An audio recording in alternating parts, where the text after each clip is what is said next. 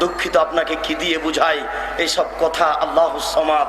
আপনি পুরুষ বাড়িতে আছেন, বউ বাজারে চলে গেল। আল্লাহর নবী বলছেন 3 শ্রেণীর মানুষ জাহান্নামে যাবে না, 3 শ্রেণীর মানুষ জাহান্নামে যাবে না, 3 শ্রেণীর মানুষ জাহান্নামে যাবে না, 3 শ্রেণীর মানুষ জাহান্নামে যাবে না। ওই শ্রেণীর 1 যারা আল্লাহর রাস্তায় পাহারা দেয়, 2 বেগানা নারীকে দেখে চক্ষু নিচু করে, 2 বেগানা নারীকে দেখে চক্ষু নিচু করে। বলেন তো এই রাস্তা দিয়ে হাঁটবো কি করে? ওই যে ল্যাংটা মেয়েটা হাঁটছে ওটা আপনার মেয়ে, আপনি মুসলিম নন, ওই মেয়েটার বাপ মুসলমান নয়। আপনাকে খারাপ লাগে কেন? আপনাকে খারাপ লাগাটাই খারাপ, আমার বলা খারাপ নয়, আপনাকে খারাপ লাগাটাই খারাপ। আপনার মেয়ে নগ্ন হয়ে চলে কি করে? আপনার মেয়ে নগ্ন হয়ে চলে কি করে? আপনার কারণে আমি রাস্তায় চলতে পারছি না। আল্লাহ নবী বলেছেন 3 শ্রেণীর মানুষ জান্নাতে যাবে, 3 শ্রেণীর মানুষ জান্নাতে যাবে, 3 শ্রেণীর মানুষ জান্নাতে যাবে।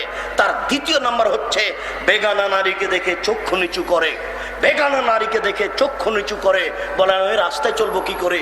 আপনার মেয়ে রাস্তা বন্ধ করেছে, আপনার স্ত্রী রাস্তা বন্ধ করেছে।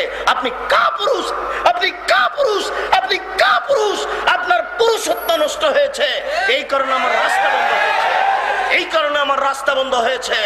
আপনি পুরুষ হওয়ার চেষ্টা করুন। জন্ম দিতে পারলে বাপ হওয়া যায় না, প্রসাব করাতে পারলে মা হওয়া যায় না। ক্ষমতার নাম হচ্ছে বাপ। শুনুন, স্ত্রীর তরকারিতে লবণ বেশি করেছে এই জন্য স্ত্রীকে মারতে হবে, এর নাম ক্ষমতা নয়। আপনার মা যদি তরকারি রান্না করে তাহলে তরকারিতে লবণ বেশি হতে পারে, তাহলে কি এখন মাকে মারবেন?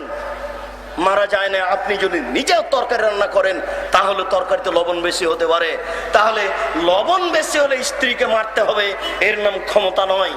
আপনার চোখের সামনে ছোট ব্লাউজ পরে পেট পিট দেখিয়ে চলে আসলো বাজার থেকে, এসে তাহাজ্জুদ শুরু করছে বাড়িতে।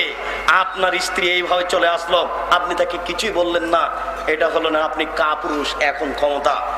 এই শোনো, টাকা দিয়ে আমি, ভাড়া দিয়ে আমি তোমাকে সতর্ক করে বলছি, এরপরে যদি আমি তোমাকে এভাবে রাস্তায় চলতে দেখি তাহলে তোমার পিঠের চামড়া তুলে দেবো, অন্যথায় বাড়িতে ভাত হবে না। চিন্তা করিয়েন না। আব্দুর রাজ্জাক সাহেব, বউ কি তালাক দেওয়ার জন্য পরামর্শ দিচ্ছেন? পরামর্শ কেন, আদেশ করে যাচ্ছি, তবে সতর্ক সাবধান হন। এক কথাতেই বউ তালাক, আরে এটা তো অনেক বড়। এক কথায় বউ তালাক, আপনি দেখবেন বুখারী মুসলিমের হাদিস, এক কথাতেই বউ তালাক। মাইকের আওয়াজ যতদূর পর্যন্ত চেয়েছে সবাই খেয়াল করুন, আপনাকে দেখাচ্ছি, এক কথায় বউ তালাক। কে বাড়িতে আছে? জি না। কোথায় গেছে? শিকার করতে গেছে। কখন আসবে? সন্ধ্যায়। কেমন আছো? খুব একটা ভালো নেই। ওহো, আচ্ছা ঠিক আছে, আসলে সালাম দিও, চৌকাঠ পরিবর্তন করতে বলিও।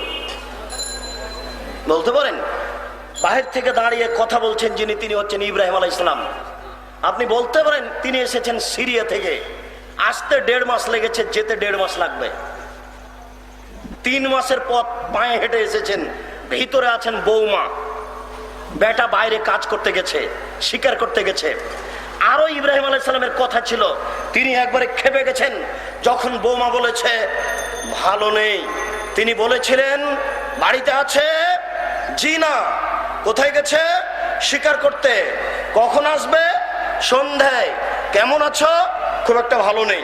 তখনই শ্বশুর একবারে খেপে গেছেন, বলছেন আচ্ছা ঠিক আছে, আসলে সালাম দিও, চৌকাঠ পরিবর্তন করতে বলিও। চলে গেছেন ফিরে। বাড়িতে এসে বুঝতে পেরেছেন আব্বা এসেছিলেন। ব্যাপারটা কি? কেউ এসেছিল? হ্যাঁ, একজন বৃদ্ধ মানুষ এসেছিলেন। কি বললেন? তিনি বললেন বাড়িতে আছে? নেই। কোথায় গেছে? শিকার করতে গেছে। কখন আসবে? সন্ধ্যায়। তারপর বললেন কেমন আছো? তখন তুমি কি বলেছো? তখন আমি বলেছি খুব একটা ভালো নেই। তখন তিনি কি বললেন? তিনি বললেন ঠিক আছে, আসলে সালাম দিও, চৌকাঠ পরিবর্তন করতে বলিও। ওহো, তোমার উত্তরে ভুল হয়েছে। যখন তিনি বলেছিলেন কেমন আছো, তখন তোমাকে বলতে হতো আলহামদুলিল্লাহ। তোমার উত্তর ঠিক হয়নি। তিনি আমার আব্বা তোমাকে তালাক দিতে বলে গেছেন, ইলহাকি ইলা আহলিক, তুমি তোমার বাপের বাড়ি চলে যাও। তুমি কত বড় সুন্দরী, আমার দেখার কোনো সুযোগ নেই। তুমি কত বড় বুদ্ধিমতী, আমার দেখার সুযোগ নেই। তুমি কত বড় চাকরি করো, আমার দেখার সুযোগ নেই। তিনি যা বলেছেন তাই হবে। এবার আপনি দেখুন, এক কথাতে বউ বাড়িতে থাকছে, এক কথাতে বউ বাড়িতে থাকছে। আবার দেখুন অনেক দিন পরে আসছেন। কে বাড়িতে আছে? জি না। কোথায় গেছে? শিকার করতে গেছে। সন্ধ্যায়, কেমন আছো? আলহামদুলিল্লাহ। কি খাও? এ দেখেন কথা বাড়লো না, বুঝাতে পারলাম না মনে হয়। আগে এই পর্যন্ত থেমে গেছিলেন, একবারে রাগ করে চলে গেলেন, বলে যে চৌকাট পরিবর্তন করতে বলিও। এখন বলছেন যে কেমন আছো? আলহামদুলিল্লাহ। তারপরে শ্বশুরে জিজ্ঞাসা করছেন কি খাও? তখন বৌমা ভিতর থেকে বলছেন গোস্ত আর পানি।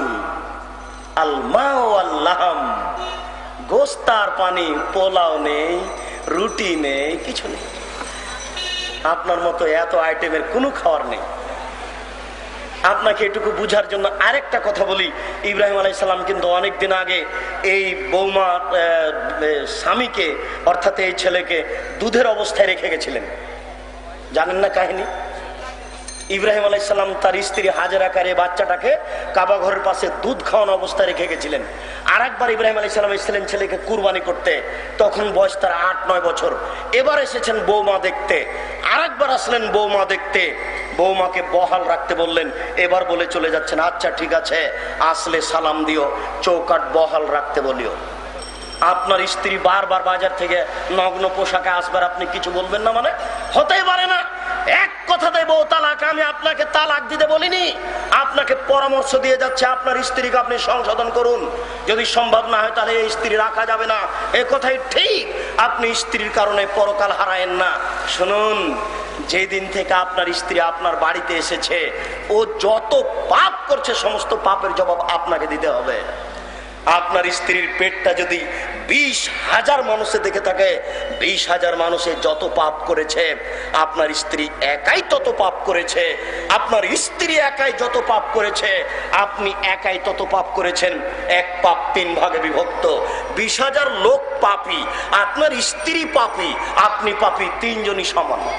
এবার মনে হয় বুঝাতে পারলাম না। 10,000 মানুষ পাপী, ওই পরিমাণ আপনার স্ত্রী পাপী, ওই পরিমাণ আপনি পাপী। পুরুষ হন, পুরুষ হন। পুরুষ হওয়ার জন্য আপনাকে অনুরোধ করে যাচ্ছে। শুনুন, এইভাবে লাগাম দিয়ে ছেড়ে দিয়ে স্ত্রীকে রাখেন না বাড়িতে, ঠিক নয়। এখানে আর একটা পরামর্শ আপনাকে দিয়ে যাচ্ছে। দেখুন, আবু দাউদ, মুসলিম, আবু দাউদের হাদিস, তিরমিজি, ইবনে মাজার হাদিস। আল্লাহ রাসূল বলছেন যে পুরুষের উপরে মহিলা হক রাখে। 1, পুরুষ তুমি যা খাবে স্ত্রীকে খাওয়াবে। 2, তুমি যা পরো স্ত্রীকে পরাবে। 3, কখনো তুমি স্ত্রীকে কটু কথা বলো না। স্ত্রীকে কটু কথা বলতে হয় না, ওদের মারতে হয় না, ওদের গালি দিতে হয় না, ওদের আদর করতে হয়। ওরা এত আদরের, ওরা এত আদরের, ওরা এত আদরের, ওরা হচ্ছে বগড়া সোনাতলা হাটের আদরের মাংসা। ওদেরকে আদর করতে হয়, ওদেরকে মারতে হয় না। শুনুন, 3, কখনো কটু কথা বলো না। 4, কখনো মুখের ওপরে মারো না। 5, তুমি তোমার বাড়ি ছাড়া অন্য কোথাও থাকতে দিও না। তুমি তোমার বাড়ি ছাড়া অন্য কোথাও থাকতে দিও না। তুমি তোমার বাড়ি ছাড়া অন্য জায়গায় যেতে দিও না। কি দিয়ে আপনাকে আমি ধর্ম বুঝাই? আল্লাহ তুমি বড় দয়াবান, তুমি বড় রহমান, তুমি বড় ক্ষমাবান। আমাদের দিয়ে যদি চলে তাহলে তুমি আমাদেরকে জাতির সামনে গ্রহণীয় করো। তোমার নবী 1450 বছর পূর্বে এই কথা বলে গেছেন, আমরা জাতির কাছে পেশ করতে পারলাম না। যদি জাতির কাছে পেশ করতে পারতাম তাহলে তারা পরিবর্তন হতো। তুমি যদি চাও আমাদেরকে, তাহলে আমাদেরকে জাতির সামনে গ্রহণীয় করো। আর আমাদের দিয়ে যদি না চলে তাহলে এরকম বলিষ্ঠ কণ্ঠের মানুষ তুমি জাতির সামনে নিয়ে আসো, যারা একবারে বলিষ্ঠ কণ্ঠে জাতিকে বলতে পারবে, জাতি পরিবর্তন হয়ে যাবে। আল্লাহ তুমি এই কথা কবুল করো, আল্লাহুম্মা আমিন।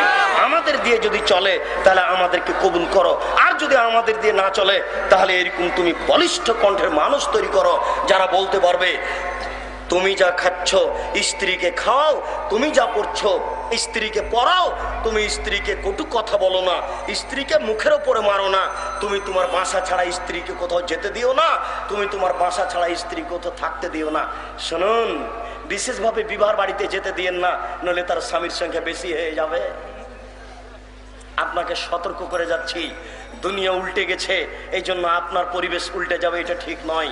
আপনি মুসলিম, সমাজ উল্টে গেছে, নারী রাস্তাতে ল্যাংটা হয়ে নাচছে হাঁটছে, এই জন্য আপনাকে হতে হবে, এটা ঠিক নয়। আপনাকে পরিবর্তন হতে হবে। বাঁচার 3টে পথ দিয়ে গেলাম, পরে বলছিলাম 3 শ্রেণীর মানুষ জান্নাতে যাবে, 3 শ্রেণীর মানুষ জান্নাতে যাবে। তার দ্বিতীয় শ্রেণীর মানুষ হচ্ছে যে বেগানা নারীকে দেখে চক্ষু নিচু করে যারা। তৃতীয় শ্রেণীর মানুষ যারা পাপের জন্য কাঁদে। আগের 3টার সাথে পরের 3টা মিলে গেল, পরের 3টার শেষটা মিলে গেল। আপনি ভুলে গেছেন নাকি? এবার বলেন তো বাঁচার 3টা পথ কি? 1, মুখ বন্ধ করতে হবে। 2, জরুরি প্রয়োজন ছাড়া আপনি আর আপনার স্ত্রী বাড়ি ত্যাগ করতে পাবেন না। 3, পাপের জন্য রাতে কাঁদতে হবে। শুনুন, 3 শ্রেণীর মানুষ জান্নাতে যাবে, 3 শ্রেণীর মানুষ জান্নাতে যাবে, 3 শ্রেণীর মানুষ জান্নাতে যাবে। 1 শ্রেণীর মানুষ হচ্ছে যারা আল্লাহর পথে পাহারা দেয়। দ্বিতীয় শ্রেণীর মানুষ হচ্ছে যারা বেগানা নারীকে দেখে চক্ষু নিচু করে। এই কথাতেই অনেক কথা এসেছে, বেগানা নারীকে দেখে চক্ষু নিচু করে। আমি রাস্তায় চলবো কি করে? আপনার স্ত্রী রাস্তা ঘেরেছে। আমি রাস্তায় চলবো কি করে? আপনার মেয়ে রাস্তা ঘেরেছে। আপনি মুসলিম, আপনার মেয়েকে বন্ধ করুন, অনুরোধ করে গেলাম। 3, পাপের জন্য কাঁদুন, ইনশাআল্লাহ আপনি জান্নাত পাবেন।